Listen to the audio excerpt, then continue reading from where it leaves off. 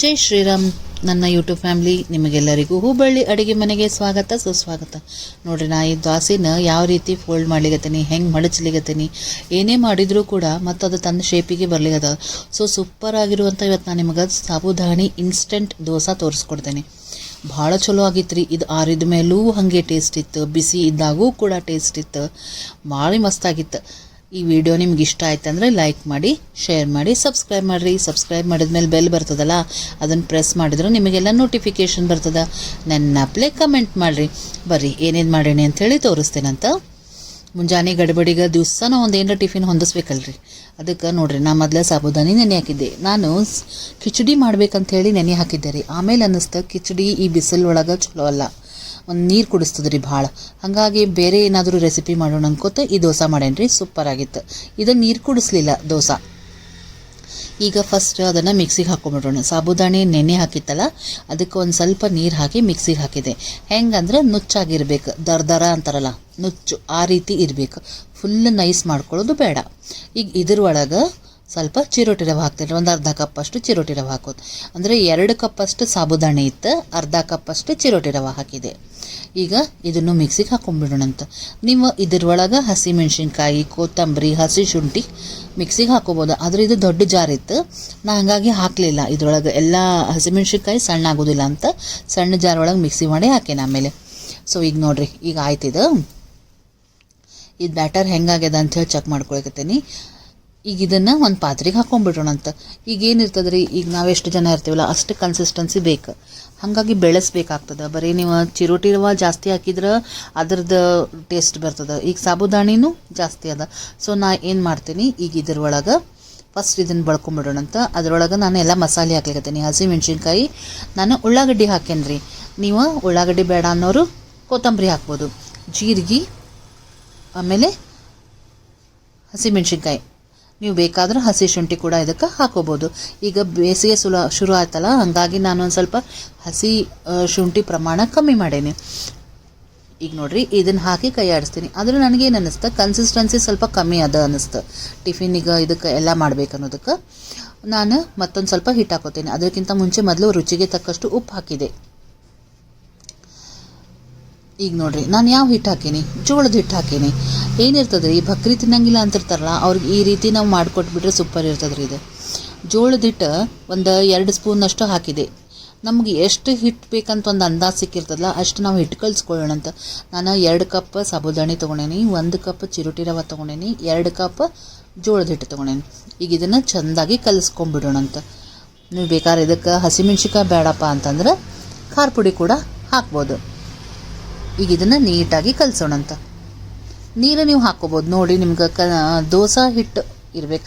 ಆಮೇಲೆ ಹೆಂಗಂದ್ರೆ ಭಾಳ ಅಳ್ಳಕ್ಕಾಗಿರಬಾರ್ದು, ಭಾಳ ಗಟ್ಟಿ ಕೂಡ ಇರಬಾರ್ದು. ನಾನ್ ಸ್ಟಿಕ್ ಪ್ಯಾನ್ ಇರ್ತದಲ್ಲ, ಅದರೊಳಗಂತೂ ಭಾಳ ಚಲೋ ಬರ್ತದೆ ರೀ. ನನ್ನ ಹತ್ರ ನಾನ್ ಸ್ಟಿಕ್ ಪ್ಯಾನ್ ನಾನೆಲ್ಲ ತೆಗೆದುಬಿಟ್ಟೇನಿ. ನನ್ನ ಕಡೆ ಅಯೋಡೈಸ್ಡ್ ಅದ, ಪ್ರೆಸ್ಟೀಜದ ಅಯೋಡೈಸ್ ಪ್ಯಾನ್ ಅದ. ಅದು ಕೂಡ ನಾನ್ ಸ್ಟಿಕ್ಕದ ಕೆಲಸ ಮಾಡ್ತದೆ. ಅದರೊಳಗೆ ಇವತ್ತು ನಾನು ನಿಮಗೆ ದೋಸೆ ಮಾಡೋದು ತೋರಿಸ್ಕೊಡ್ತೀನಿ. ನೋಡಿರಿ ಎಷ್ಟು ಚಲೋ ಆಗ್ಯದ. ಇದು ಕೊತ್ತಂಬರಿ ಭಾಳ ಮಿಸ್ಸಿಂಗ್ ಆಗಿದ್ರಿ, ಅದಿದ್ರಂತೂ ಇನ್ನೂ ರುಚಿ ಆಗ್ತಿತ್ತು. ಎಷ್ಟೋ ಜನ ನನಗೆ ಕಮೆಂಟ್ ಮಾಡ್ಲಿಕತ್ತೀರಿ, ಬಹಳ ಬಹಳ ಧನ್ಯವಾದಗಳು. ಇದೇ ಸ್ಫೂರ್ತಿ ನನಗೆ ಮತ್ತೆ ವಿಡಿಯೋ ಮಾಡ್ಬೇಕು ಅನ್ನಿಸ್ತದೆ, ಖುಷಿ ಆಗ್ತದೆ. ಈಗ ಹಂಚು ಕಾಯ್ದುಕೊಳ್ಳೆ ಒಂದು ಸ್ವಲ್ಪ ಎಣ್ಣೆ ಹಾಕಿ ಇದು ಹಾಕೋಣಂತ ದೋಸೆ ಹಿಟ್ಟು. ಆಮೇಲೆ ಏನಿರ್ತದೆ, ಮೊದಲೇದು ನಾವು ಮಾಡೋ ಮುಂದೆ ಸಣ್ಣದು ಮಾಡಬೇಕು. ಯಾಕಂದ್ರೆ ಹಂಚು ಕಾಯಬೇಕು, ಕಾಯ್ಲಿಕ್ಕೆ ನಮಗೆ ಟೈಮ್ ಬೇಕಾಗ್ತದೆ. ಅದಕ್ಕೆ ಫಸ್ಟ್ ಅನ್ನೋದು ಸಣ್ಣ ಮಾಡಬೇಕು. ಏಳಲಿಕ್ಕಿಲ್ಲ ಅಂತ ಅಂದ್ಕೊಂಡೆ ನಾನು. ದೋಸೆ ಏನಿರ್ತದೆ ನಮಗೆ ಅಕ್ಕಿ ಮತ್ತು ಉದ್ದಿಂದ ಏನಿರ್ತದಲ್ಲ ಕನ್ಸಿಸ್ಟೆನ್ಸಿ ಗೊತ್ತಿರ್ತದೆ, ನಮಗೆ ಕಾನ್ಫಿಡೆಂಟ್ ಇರ್ತದೆ ನಾವು ಚಲೋ ಮಾಡ್ತೀವಿ ಅಂತ. ಆದರೆ ಈ ರೀತಿ ಇನ್ಸ್ಟಂಟ್ ದೋಸೆ ಅಂಥೇಳಿ ಮಾಡೋ ಮುಂದೆ ಏನಾಗ್ತದೆ, ಫಸ್ಟ್ ಸಣ್ಣದು ಹಾಕಬೇಕು. ಅಂದಾಗ ಕರೆಕ್ಟ್ ಹೇಳ್ತಂದ್ರೆ ಆಯ್ತು, ಇಲ್ಲಾಂದ್ರೆ ಮತ್ತೆ ಇನ್ನೊಂದು ಸ್ವಲ್ಪ ಅದನ್ನು ರಿಪೇರಿ ಮಾಡ್ಲಿಕ್ಕೆ ಬರ್ತದೆ. ಆದರೆ ಈಗ ನಾನೇನು ಕಲಿಸೇನಲ್ಲ, ಇದು ಹದ ಕರೆಕ್ಟ್ ಇತ್ತು ರೀ. 2 ಸಾಬುದಾಣಿ, 1 ಚಿರೋಟಿ ರವೆ, 2 ಜೋಳದ ಹಿಟ್ಟು, ಇದು ಕರೆಕ್ಟ್ ಪ್ರಮಾಣ ಇತ್ತು. ಸೊ ಈಗ ಫಸ್ಟ್ ಮಾಡಿದೆ ನೋಡ್ರಿ ಸಣ್ಣದು, ಅದು ಚಲೋ ಎದ್ದು ಬಂತು. ಹಾಗಾಗಿ ನಾನು ಮತ್ತೆ ದೋಸೆ ಮಾಡಲಿಕ್ಕೆ ಶುರು ಮಾಡೀನಿ. ಭಾಳ ತೆಳ್ಳಗೆ ಮಾಡೋದು ಬೇಡ, ಯಾಕಂದರೆ ಇದು ಏನಿದ್ರೂ ಕ್ರಿಸ್ಪಿ ಆಗೋದೇ ಇಲ್ಲ. ಹಾಗಾಗಿ ಸಾಫ್ಟ್ ಮತ್ತು ಟೇಸ್ಟಿಯಾಗಿ ಆಗಬೇಕಂತ ಅಂದ್ಕೊಂಡು ನಾ ಏನು ಮಾಡಿದೆ, ಒಂದು ಸ್ವಲ್ಪ ಮೀಡಿಯಮ್ ಇಟ್ಟೇನು, ಭಾಳ ದಪ್ಪನೂ ಅಲ್ಲ ಭಾಳ ತೆಳ್ಳಗೂ ಅಲ್ಲ. ನೋಡಿರಿ ಎಷ್ಟು ಚಲೋ ಆಗ್ಲಿಕ್ಕತ್ತಾವ ದೋಸೆ. ಆಮೇಲೆ ಹೆಂಗಿರ್ತದೆ ಅಂದರೆ ಇವನ್ನ ಇಮಿಡಿಯೇಟ್ ಮಾಡಿಬಿಡೋದು. ಇಟ್ನಪ್ಪ ಒಂದು 2 ತಾಸು ಬಿಟ್ಟು ಮಾಡಿದೆ 3 ತಾಸು ಬಿಟ್ಟು ಮಾಡಿದೆ ಅಂತ ಮಾಡ್ಲಿಕ್ಕೆ ಹೋಗ್ಬೇಡ್ರಿ. ಹಂಗೇನಾರ ಮಾಡ್ಲಿಕ್ಕತ್ರ ಮತ್ತೊಂದು ಸ್ವಲ್ಪ ಏಳಿಕೆ ಹಿಂದೆ ಮುಂದೆ ಆಗ್ಬೋದು ಅವು. ಸೊ ಇಮಿಡಿಯೇಟ್ ಮಾಡಿಬಿಡೋದೇ ಒಳ್ಳೇದಿದೆ ದೋಸೆ. ಈಗ ನೋಡ್ರಿ ಎಷ್ಟು ಚಂದಾಗಿದೆ, ಕಲರು ಕೂಡ ಭಾಳ ಚಲೋ ಬಂದದ. ಇದಕ್ಕೆ ಸೋಡಾ ಏನೂ ಹಾಕಿಲ್ಲ, ಹುತ್ತು ಆಗಿ ಭಾಳ ಚಲೋ ಆಗಿತ್ತು ರೀ. ಆಮೇಲೆ ಏನಿರ್ತದೆ ಮುಂಜಾನೆ ಗಡ್ಬಡಿಗೆ ಚಟ್ನಿ ಇದು ಬೇಡ ಅಂತಾರೆ. ಆ ಹೊತ್ತಿಗೆ ನಾವು ಮಸಾಲೆ ಅಂತೂ ಎಲ್ಲ ಹಾಕಿರ್ತೀವಂತ ನಾ ಏನು ಮಾಡಿಬಿಟ್ಟೆ, ಮ್ಯಾಲೆ ಒಂದು ಸ್ವಲ್ಪ ತುಪ್ಪ ಹಚ್ಚಿ ಕೊಟ್ಬಿಟ್ಟೇನೆ. ನಿಮಗೆ ಬೇರೆ ಏನೂ ಬೇಡ, ಹಸಿಮೆಣ್ಸಿನ್ಕಾಯಿ ಇರ್ತದೆ, ಜೀರಿಗೆ ಇರ್ತದೆ, ನಾನಂತೂ ಉಳ್ಳಾಗಡ್ಡಿ ಕೂಡ ಹಾಕ್ಬಿಟ್ಟೇನೆ. ಇಲ್ಲಪ್ಪ ನೀವು ಕೊತ್ತಂಬರಿ ಕರಿಬೇವು ಹಾಕಿದ್ರಂತೂ ಅದು ಕೂಡ ಇನ್ನೂ ಸೂಪರ್ ಆಗ್ತದೆ. ಬರೀ ಒಂಚೂರು ತುಪ್ಪ ಹಚ್ಚಿ ಕೂಡ ನೀವು ಕೊಡ್ಬೋದು. ಬರೀ ಸಾಬುದಾಣಿ ಕಿಚಡಿ ತಿನ್ನೋಕ್ಕಿಂತ ಈ ರೀತಿ ವೆರೈಟಿ ಅಡುಗೆನ ಮಾಡ್ಬೋದು ನಾವು ಸಾಬುದಾಣಿಯಿಂದ. ಭಾಳ ಚಲೋ ಆಗ್ತದ್ರಿ ಇದು. ಸುತ್ತಲೂ ಏನಿತ್ತಲ್ಲ ಕುರುಕುರು ಆಗಿತ್ತು, ನಡು ಸಾಫ್ಟಾಗಿ ಮೆತ್ತಗೆ ಆಗಿ ಇತ್ತು.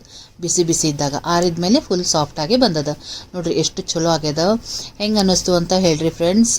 ಬಹಳಷ್ಟು ಜನ ಕಮೆಂಟ್ ಮಾಡ್ಲಿಕ್ಕತ್ತಿರಲ್ಲ, ನನಗೆ ಖುಷಿ ಆಗ್ಲಿಕ್ಕತ್ತದ. ಇದೇ ರೀತಿ ನಾನು ಟೈಮ್ ಮಾಡ್ಕೊಂಡು ಗಡ್ಬಡಿ ಒಳಗೆ ಮಾಡಿದ್ದ ಐಟಮ್ ರೀ ಇದು. ಮುಂಜಾನೆ ಹೊತ್ತು ಎಲ್ಲರಿಗೂ ಕಳಿಸ್ತದಿರ್ತದೆ, ಕಾಲೇಜು ಆಫೀಸು ಅನ್ಕೋತ ಆ ಟೈಮ್ನಾಗ ನಾ ಮಾಡೇನಿ. ಸೊ ಇದಕ್ಕೆ ಕಷ್ಟ ಅಂತೂ ರಗಡ ಪಟ್ಟಿರ್ತೀವಿ. ಸೊ ನೋಡ್ರಿ ಹೆಂಗೆ ಆಗ್ಯದ ಅಂಥೇಳಿ, ಸಾಫ್ಟ್ ಆಗ್ಯದ, ಆಮೇಲೆ ರುಚಿ ಕೂಡ ಬಹಳ ಆಗ್ಯದ. ಈ ವಿಡಿಯೋ ನಿಮಗೆ ಇಷ್ಟ ಆಯ್ತಂದ್ರೆ ಲೈಕ್ ಮಾಡಿ, ಶೇರ್ ಮಾಡಿ, ಸಬ್ಸ್ಕ್ರೈಬ್ ಮಾಡಿರಿ. ನೆನಪಲೆ ನೀವು ಕೂಡ ಇದ್ದದ್ದು ದೋಸೆ ಮಾಡಿರಿ, ಕಮೆಂಟ್ ಒಳಗೆ ಬರೀರಿ. ಅಕಸ್ಮಾತ್ ನಿಮಗೆ ಏನಾದರೂ ಡೌಟ್ಸ್ ಇತ್ತು, ಏನಾರ ಇತ್ತಂದ್ರೆ ಕೇಳ್ರಿ, ನಾನು ನಿಮಗೆ ಮತ್ತೊಮ್ಮೆ ಬೇಕಾದ್ರೆ ಮಾಡಿ ತೋರಿಸ್ಕೊಡ್ತೀನಿ, ಅಥವಾ ಅದೇ ಕಮೆಂಟ್ ಒಳಗೆ ನಿಮಗೆ ಆನ್ಸರ್ ಮಾಡ್ಲಿಕ್ಕೆ ಪ್ರಯತ್ನ ಮಾಡ್ತೇನೆ. ನೋಡಿರಿ ಸೂಪರ್ ಆಗಿರುವಂಥ ಸಾಬುದಾಣ ದೋಸೆ ರೆಡಿ ಆಯ್ತು. ನೀವು ಬರೀ ಕಿಚಡಿ ತಿಂದು ಬೇಜಾರಾಗ್ತಿದ್ರೆ, ಆಮೇಲೆ ವಡೆ ಅಂತಂದ್ರೆ ಏನಾಗ್ತದೆ, ಎಣ್ಣೆ ಭಾಳ ಕುಡ್ದಂಗೆ ಅನ್ನಿಸ್ತದೆ. ಇದ್ರೊಳಗೆ ಎಣ್ಣೆ ಕೂಡ ಭಾಳ ಇಲ್ಲ, ಟೇಸ್ಟಿ ಕೂಡ ಆಗಿತ್ತು. ತಿಂದಮೇಲೆ ಭಾಳ ನೀರು ಕೂಡ ಕುಡ್ಸಂಗಿಲ್ಲ. ಇದು ಹೆಂಗೆ ಅನ್ನಿಸ್ತು ಅಂತ ಹೇಳ್ರಿ ಫ್ರೆಂಡ್ಸ್. ವಿಡಿಯೋ ಇಷ್ಟ ಆಯ್ತಂದರೆ ಲೈಕ್ ಮಾಡಿ, ಶೇರ್ ಮಾಡಿ, ಸಬ್ಸ್ಕ್ರೈಬ್ ಮಾಡಿರಿ. ಮತ್ತೆ ಮುಂದಿನ ವಿಡಿಯೋ ಒಂದಿಗೆ ಸಿಗ್ತೀನಿ. ನಮಸ್ಕಾರ.